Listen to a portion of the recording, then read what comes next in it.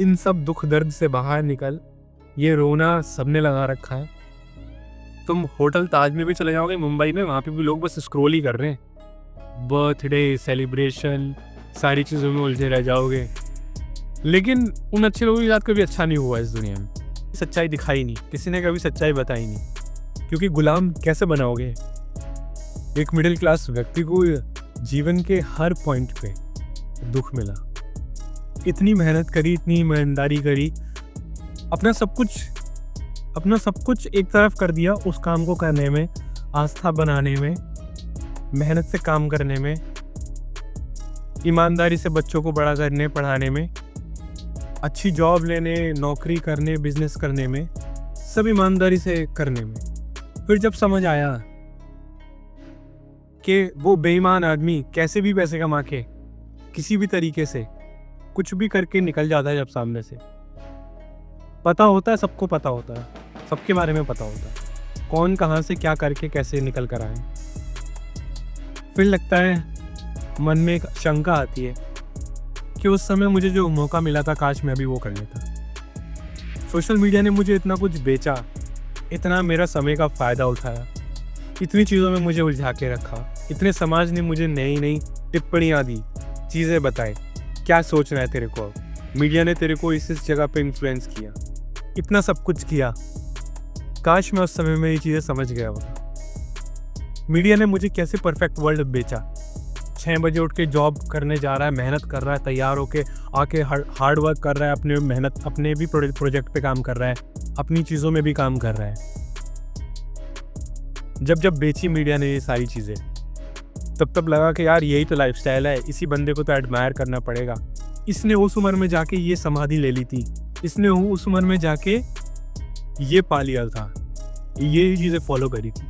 और मीडिया ने तुम्हें हमेशा कहा, हमेशा, कि अगर आप ऐसे ऐसे करोगे तो ऐसे ऐसे हो जाएगा, क्योंकि उन्होंने मीडिया पे आके सामने बोला और आपने यही धारणाएं बना ली कि इसने ऐसे ऐसे किया, इसके साथ ऐसा हो गया, मैं ऐसे ऐसे करूँगा तो मैं भी ऐसा बन जाऊँगा, मेरे पे भी पैसा होगा, मेरी भी इज्जत होगी समाज में, मैं भी ये सारी चीज़ें कर पाऊँगा जो ये लोग कर रहे हो, मैं भी ज़िंदगी जी पाऊँगा, समय निकाल के परिवार को दे पाऊँगा।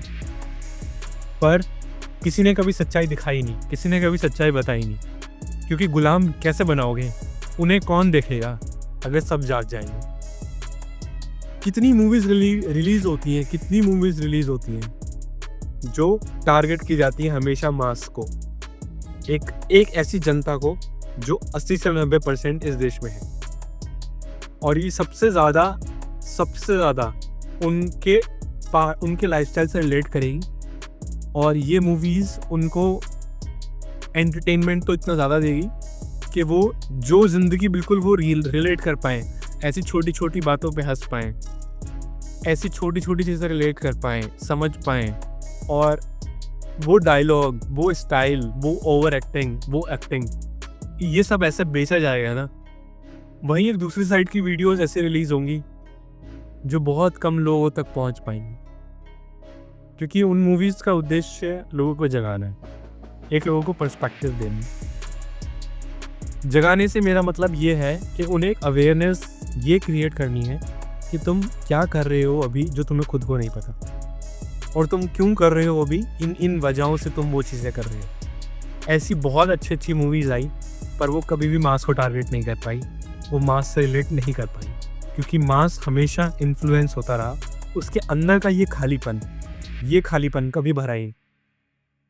ये मेरी चाहत, ये मेरा वैलिडेशन, ये मेरी मटेरियलिस्टिक पोजेशन कभी नहीं ख़त्म हुई।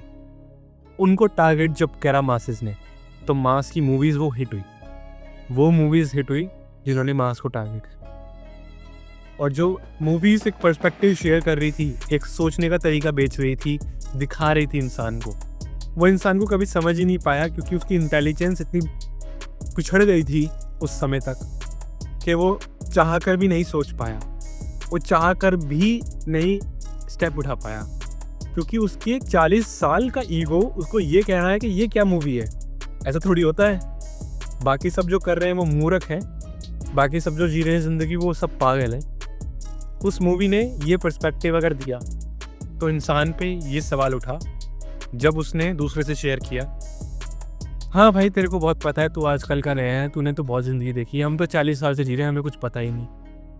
वाकई में तुम देखो ना, तुमने 40 साल वही लाइफ रिपीट करके जी है, एक एज के बाद, 25 के बाद वो लाइफ ही तुम्हारी रिपीट हो के वही एक लाइफ रिपीट हुई है। तुमने उसमें कुछ नया नहीं जिया, ना नया कुछ सीखा, ना तुम इवॉल्व हुए, ना तुमने कुछ ऐसी लर्निंग्स करी कि तुम किसी और की लाइफ में एक पार्ट, उसको एक पाथ दे सको कि इन सब दुख दर्द से बाहर निकल। ये रोना सबने लगा रखा है, ये दुख दर्द सब में भरे पड़े हैं, इनसे बाहर आ।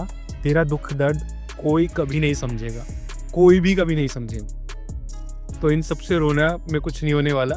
ये सिंपैथी जो सोसाइटी मुझे दिखा रही है, यही एक तरीका है लोगों को अपने से बातों में रखने का।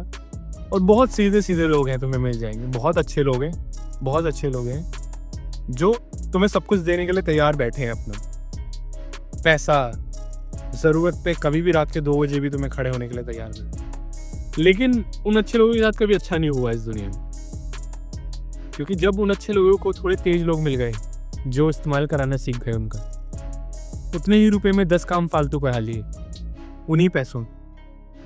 This is how the system works. उन्हें कभी पता भी नहीं था कि उनसे ऐसा, उनके साथ ऐसा किया जा रहा है। जब तक उन्हें समझ आई चीज़ों की, तब तक समय में बहुत देर हो चुकी थी, क्योंकि आपके पास समय के अलावा क्या है।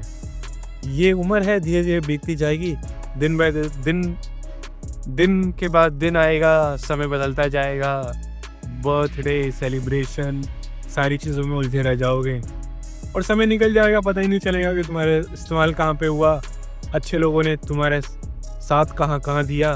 तुम आज उनका साथ देना चाहिए, तुम्हें उनके लिए खड़ा होना चाहिए, पर जब जब उन्हें ज़रूरत पड़ी तो इंसान ने बहाना बना दी। आज मैं शादी में आया हूँ, आज मैं बाहर हूँ, बाद में मिलते हैं, क्योंकि उसको पता था ये कहीं पैसे ना मांगी। और एक अच्छा इंसान भी कभी ज़्यादा इसलिए खुद से कॉल नहीं करता एक सर्टेन लेवल पे लोगों से, भले ही वो कितने भी अच्छे दोस्त हों, कि यार सामने वाले को ये ना लगे कि मुझसे पैसे मांग रहा है या मुझे मदद चाहिए। उसको बात अगर शेयर भी करनी हो कुछ एज अ फ्रेंड लेवल पे, तो उसने नहीं करी कि यार ये सोचे कभी कि मैं पैसे मांगने के लिए इससे बातें कर रहा हूँ।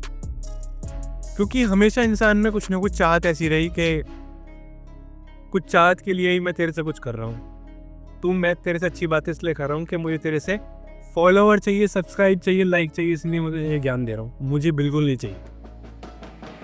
अनसब्सक्राइब करके चले जाना, नीचे कमेंट में डिसलाइक लिख के चले जाना किसी भी वीडियो पे किसी भी समय, क्योंकि मेरा पर्पस तुम्हें बस अवेयरनेस देना है, तुम्हें एक पर्सपेक्टिव देना है लाइफ में कि तुम जी सकते हो, इतनी हार मत मानो। और ये हार ऐसा ही नहीं कि एक नॉर्मल मिडिल क्लास ही मान के बैठा है। तुम होटल ताज में भी चले जाओगे मुंबई में, वहाँ पे भी लोग बस स्क्रॉल ही कर रहे हैं, इंस्टाग्राम, यूट्यूब, रील्स, ये सब। क्योंकि घर में तो प्यार नहीं बचा ना, बातें नहीं बची, दोस्ती नहीं बची, जीवन जीना नहीं बचा, जीवन से भागना बचा, दूसरे की लाइफ में देखना बचा, दूसरे के बारे में जानना बचा।